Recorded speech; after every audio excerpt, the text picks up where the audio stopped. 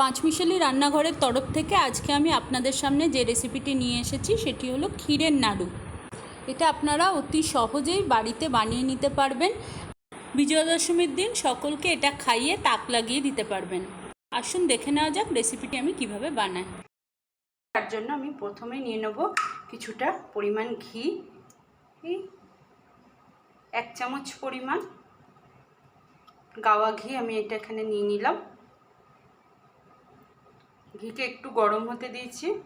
ঘি গরম হয়ে গেছে বন্ধুরা, আমি এখানে দিয়ে দিচ্ছি, দেখুন আমি নারকেল কুড়ে রেখেছি। এটা দেখেই বুঝতে পারছেন আমি কুড়িনি, আসলে একটা ছোট সাইজের নারকেলকে আমি পুরোটাকে তুলে নিয়ে মিক্সার গ্রাইন্ডারে এরকম করে নিয়েছি। দেখুন একদম কিন্তু জল দিইনি, তার বদলে গুঁড়ো করে নিয়েছি। এবারে আমি ঘিয়ের মধ্যে এই নারকেলটা দিয়ে দিলাম। নারকেলটাকে একটু আমি নেড়ে নেব, এতে একটা ভাজা নারকেলের সুন্দর গন্ধ আসবে। আপনারা চাইলে এটাকে কালো অংশগুলো বাদ দিয়েও করতে পারেন, আমি কিন্তু এইভাবেই করি, এতে টেস্টের কোনো চেঞ্জ আসবে না। আমি ঘি দিয়ে অল্প একটু নেড়ে নেব, মিনিট 2 মতো নেড়ে নেব। এই সময় গ্যাসের ফ্লেমটা মিডিয়াম লোতে রাখবো।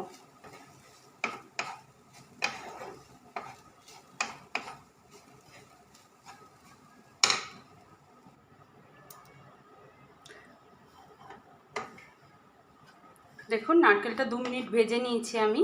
এর মধ্যে আমি দিয়ে দেবো, দেখুন এই যে এই দুধটা, এটা দুধের অবস্থায় নেই মোটামুটি, আবার পুরোপুরি ক্ষীরও বানিয়ে নিইনি আমি। 750 ml দুধকে এভাবে ফুটিয়ে নিয়ে বানিয়ে নিয়েছি, ঘন করে নিয়েছি, 250 ml করে নিয়েছি। এই দুধটা আমি পুরোটা এতে ঢেলে দিলাম।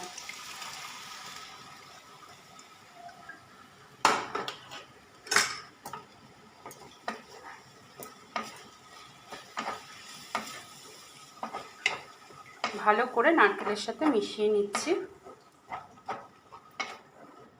এই সময় আমি এতে দিয়ে দেবো চিনি। এই সময় আমি এখানে 150 গ্রাম চিনি অ্যাড করে দিলাম। আপনারা আপনাদের স্বাদ অনুযায়ী চিনি দেবেন। চিনিটাকে ভালো করে মিশিয়ে নিচ্ছি। এই সময় একটু পাতলা হয়ে যাবে নারকেল নাড়ুটা, তারপর আবার ফুটিয়ে সেটাকে ঘন করব।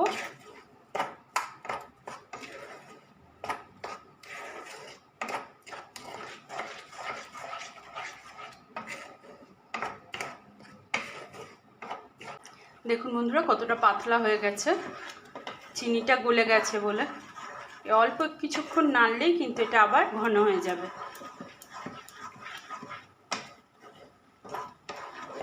এই সময় ফুটতে ফুটতে নারকেলগুলো সিদ্ধ হয়ে যাবে। এই সময় কিন্তু কন্টিনিউ নাড়তে হবে, নইলে কিন্তু তলায় লেগে যাওয়ার ভয় থাকবে। দেখুন বন্ধুরা অনেকটাই ঘন হয়ে গেছে। এই সময় আমি এতে দিয়ে দিচ্ছি এরকম 10 টাকা দামের একটা দুধের প্যাকেট, গুঁড়ো দুধ। এতে টেস্ট আরও ভালো আসবে।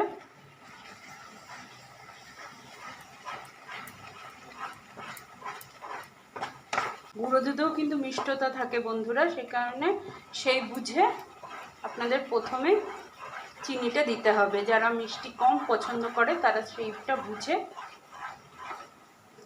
ক্ষীরের মধ্যেও হালকা মিষ্টতা ভাব থাকে।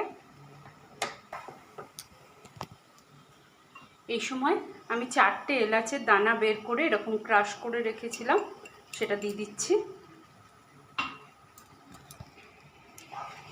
এলাচগুলোকে মিশিয়ে নিলাম, এতে গন্ধটা খুব ভালো লাগে।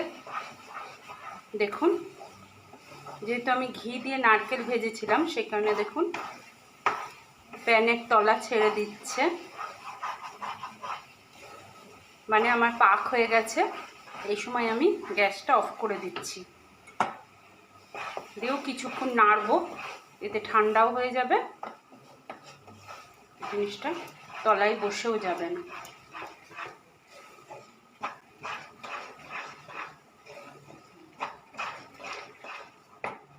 দেখুন বন্ধুরা, নেড়ে নেড়ে আমি এটাকে ঠান্ডা করে নিয়েছি। এবার আমি হাতে তেল এরকম ঘি বুলিয়ে নিয়েছি এবং কড়াই থেকে প্রমাণ সাইজের নাড়ুর সাইজে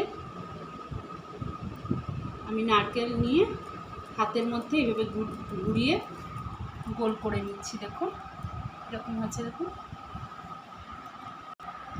এর গাটা একদম স্মুথ হয়, কারণ এটা ক্ষীর দিয়ে তৈরি, ক্ষীর আর নারকেল।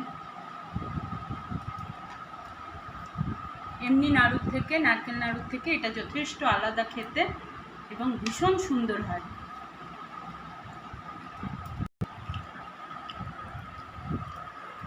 এভাবেই আমি নারকেল নাড়ুগুলো তৈরি করে নিচ্ছি। দেখুন এখানে একটা থালা রেখে দেবেন, থালাতে হালকা একটু ঘি গ্রিস করে নিয়ে নাড়ুগুলো রেখেছি।